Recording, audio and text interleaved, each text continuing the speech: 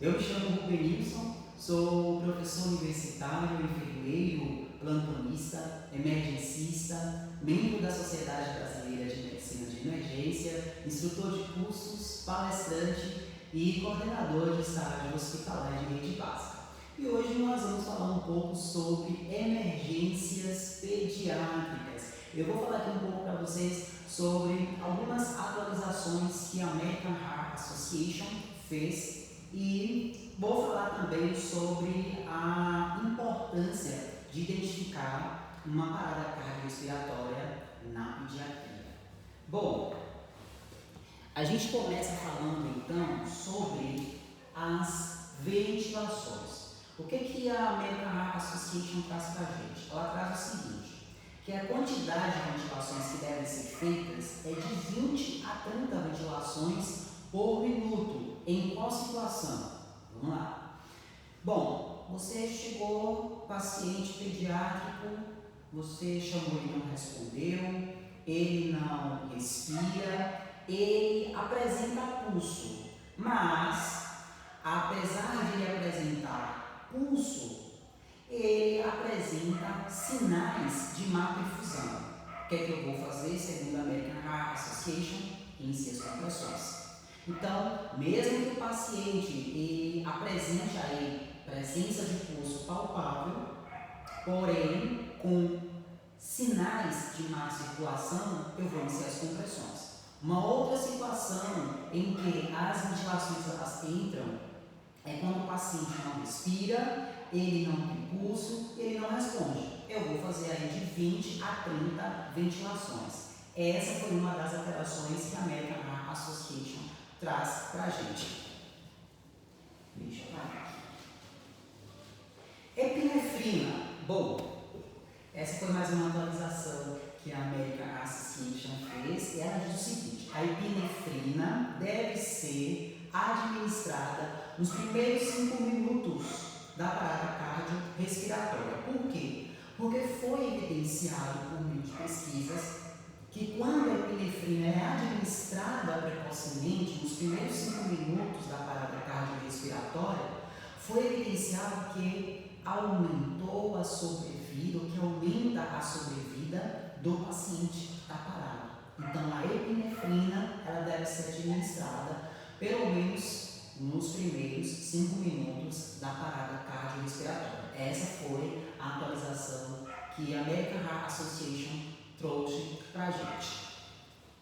Sobre as convulsões. Gente, é a primeira vez que a American Heart Association fala em relação às convulsões. O que ela fala para a gente? Olha, depois que o seu paciente retornar, depois que o seu paciente pediátrico retornar, observa o seu paciente, que ele pode apresentar convulsões.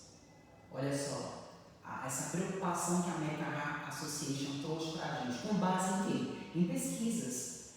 Foi evidenciado, constatado, foi mostrado em pesquisas que existe um grande risco do paciente, depois que ele retorna de uma parada cardiorrespiratória, apresentar convulsões. Então é muito importante observar o paciente. Existe um método chamado eletroencefalograma, não são todos os hospitais que têm, que ele monitora uma convulsão que não é clínica, que é aquela convulsão que a gente vê, é aquela convulsão eletricamente falando. Existe a convulsão clínica, que é aquela que a gente vê, que a gente pode aí, tratar, e existe aquela convulsão que a gente não vê. Mas, por meio desse método, o eletroencefalograma, depois vocês dão uma pesquisada, ele entra nesse sentido para poder tratar essa convulsão. Então, depois dei uma lida sobre a questão das convulsões que a American Heart Association traz para a gente. Uma outra atualização que a American Heart Association trouxe também em relação ao suporte. Suporte para os sobreviventes de uma parada cardiorrespiratória. O que ele enfatiza? A ponderação que ele traz aqui é a importância do suporte da equipe multidisciplinar. O enfermeiro, o médico, o fisioterapeuta, o fonoaudiólogo psicólogo, porque depois que o paciente retorna da parada cardiorrespiratória, ele vai precisar desse suporte de uma equipe multidisciplinar, não só o paciente, mas o familiar também. Então ele enfatiza essa questão do suporte como algo importante, ok? Essas aqui foram algumas atualizações que a American Heart Association fez que eu achei interessante trazer para vocês. Vamos lá!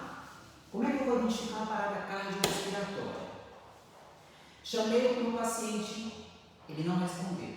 Não apresenta presença de movimentos respiratórios. Olhei o pulso, tem lá, abaixo de 30.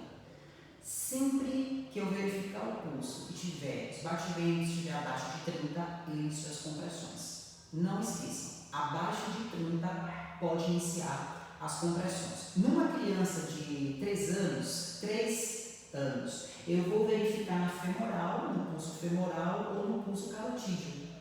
Numa criança que é abaixo de 3 anos, no bebê, por exemplo, eu vou verificar na femoral. Entendi? É na femoral.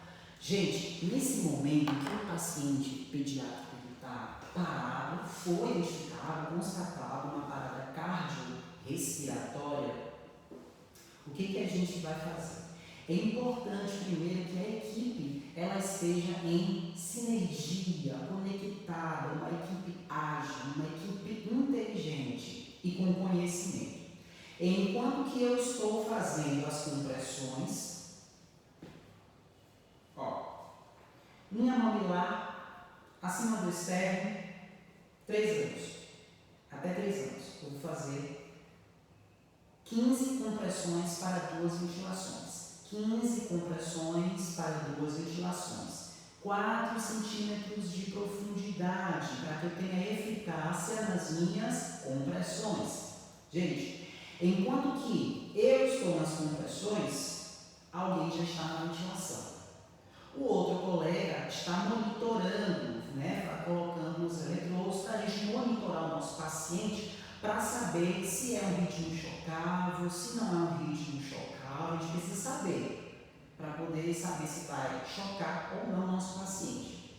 E o outro colega, ele está providenciando o quê? Um acesso venoso periférico. Até porque essa criança, esse paciente vai precisar fazer uso da epinefrina, por exemplo. Lembre-se, a epinefrina deve ser administrada nos primeiros 5 minutos da parada cardiorrespiratória, porque foi evidenciado que quando a epinefrina ela é administrada precocemente, nos primeiros 5 minutos, aumenta a sobrevida do nosso paciente. Uma outra ponderação que eu quero trazer aqui em relação às ventilações, deixa eu voltar aqui para as ventilações.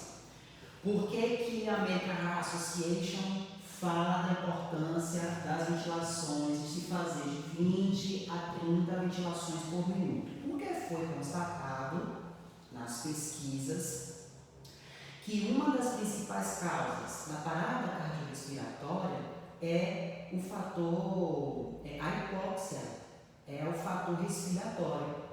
Então, por isso que a American Heart Association, ela diz o seguinte, gente, as ventilações, elas têm que ser feitas de 20 a 30.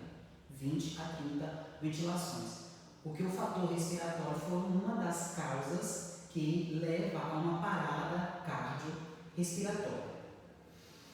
Gente, basicamente isso sobre emergências pediátricas, como identificar, qual é o pulso que eu verifico numa criança de 3 anos, pulso femoral ou carotídeo, abaixo de 3 anos, um bebê, eu vou verificar na femoral, verifiquei o pulso, está abaixo de 30, eu vou iniciar as compressões, são 4 centímetros de profundidade e lembrem-se sempre, você é estudante de medicina, de enfermagem, do curso técnico de graduação, gente, enquanto que alguém está fazendo as compressões, o outro está na ventilação, o colega já está pegando o acesso venoso, tá? e o outro está monitorando. Precisa se monitorar esse paciente para saber se é um ritmo chocável ou não, tá? Que aí vai mudar a conduta. Bom, é basicamente isso. Eu vou encaminhar para vocês as diretrizes da American Association, todas essas atualizações. Eu espero que vocês tenham acesso a esse material. É muito importante, principalmente para se manter atualizado no sentido de saber o que fazer, as condutas que devem ser tomadas. Eu quero agradecer, tá, a equipe organizadora pelo convite e nos encontramos na próxima edição.